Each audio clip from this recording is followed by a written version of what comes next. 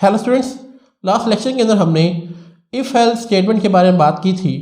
आज हम उसके कुछ प्रोग्राम्स एग्जांपल के तौर पर डिस्कस करेंगे। प्रोग्राम नंबर 1 हमारे पास है, write a program that inputs a year and finds whether it is a leap year और not using if else structure. कि हमने एक प्रोग्राम लिखना है जो इनपुट के तौर पर ईयर को लेगा और चेक करेगा कि वो जो ईयर है वो लीप ईयर है या वो लीप ईयर नहीं है। तो ये बेसिकली इसका कोड है। इस कोड को समझते हैं। तो हमें पता है हेडर फाइल्स के बारे में हम बात करते आ रहे हैं, ये क्या करती हैं। मेन फंक्शन का भी हम बार बार डिस्कस करते आ रहे हैं। क्लियर स्क्रीन फंक्शन का भी हमने डिस्कस कर लिया। हम बेसिकली स्टार्ट करेंगे आज अपनी प्रोग्राम की बॉडी से, इंटीजर वाई से। इंटीजर वाई बेसिकली क्या है कि हमने एक वेरिएबल ले लिया है वाई, जिसकी डाटा टाइप है इंटीजर। नेक्स्ट हम क्या कर रहे हैं, यूज़र से इनपुट ले रहे हैं। हमने लिखा सी आउट इंटर अ ईयर कि ईयर एंटर करो, और जो भी यूज़र एंटर ईयर करेगा वो इस वाई वेरिएबल के अंदर हम स्टोर करवा देंगे। लेट्स सपोज यूज़र एंटर करता है 2012, तो ये 2012 जो है ये वाई के अंदर स्टोर हो जाएगा। अब हमने इफ़ एल्स स्टेटमेंट के तहत ये चेक करना है कि यूज़र ने ये जो ईयर बताया है हमें कि ये लीप ईयर है या नहीं है। तो इस चीज़ को चेक करने के लिए हमने यहाँ पर कंडीशन लिखी, if Y modulus 4 equal to 0 हो तो ये लीप ईयर है। तो बेसिकली यहाँ पर हमने ये एक लॉजिक बनाई है। हमें पता है कि लीप ईयर ऐसा ईयर होता है जिसके अंदर जो फेब के अंदर हमारे पास 29 डेज़ होते हैं और वो हर 4 साल बाद आता है।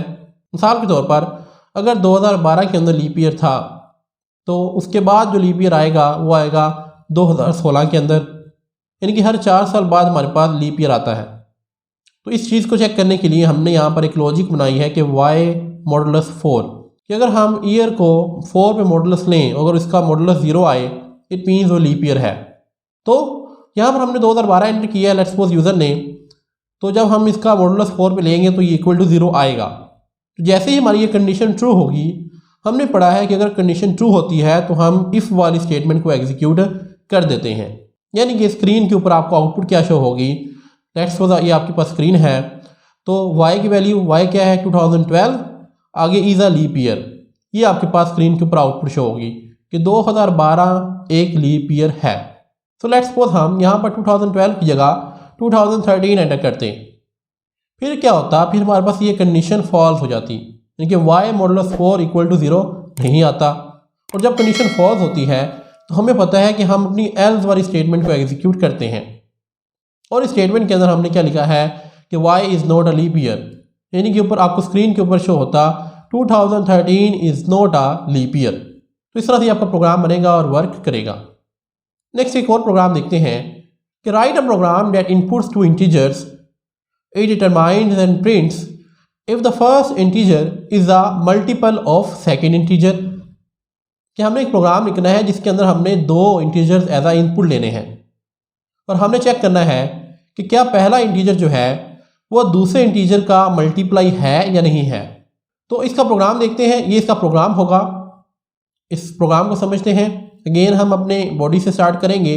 हमने यहाँ पर 2 वेरिएबल ले लिए हैं, इंटीजर ए और बी। नेक्स्ट हम अगेन यूज़र से इनपुट ले रहे हैं कि enter a first integer, enter a second integer.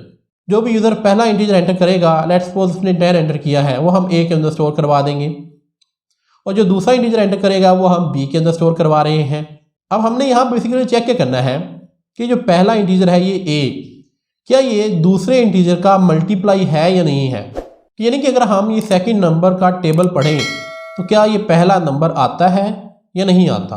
तो अगर आप 2 का टेबल पढ़ें तो 2 5 10 आता है, तो इट मीन्स हमारी ये कंडीशन यहाँ पर ट्रू होगी।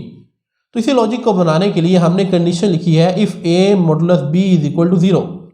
अगर हम ए का मॉडुलस बी पे लें और वो इक्वल टू 0 आए तो इट मीन्स जो फर्स्ट नंबर है वो मल्टीप्लाई है सेकंड नंबर का। तो हमारी सिचुएशन में अगर हम 10 का मॉडुलस 2 पे लें तो हमारे पास ये इक्वल टू 0 आएगा, यानी हमारी ये कंडीशन ट्रू होगी। और जब कंडीशन ट्रू होगी तो हम इफ़ वाली स्टेटमेंट को एग्जीक्यूट कर देंगे और आपको स्क्रीन पे शो हो जाएगा the first number is a multiply of second. अब लेट्स सपोज अगर हम यहाँ पर 10 और 2 एंटर ना करते, कोई और वैल्यूज एंटर करते और हमारी कंडीशन फॉल्स हो जाती।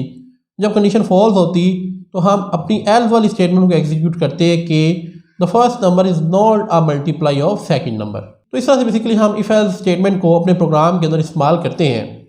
आई होप आपको क्लियर हो गया होगा कि इफ़ एल्स स्टेटमेंट क्या है और उसके प्रोग्राम हम किस तरह से बना सकते हैं। आज के इतना ही, मिलते हैं नेक्स्ट लेक्चर के अंदर। Thank you very much.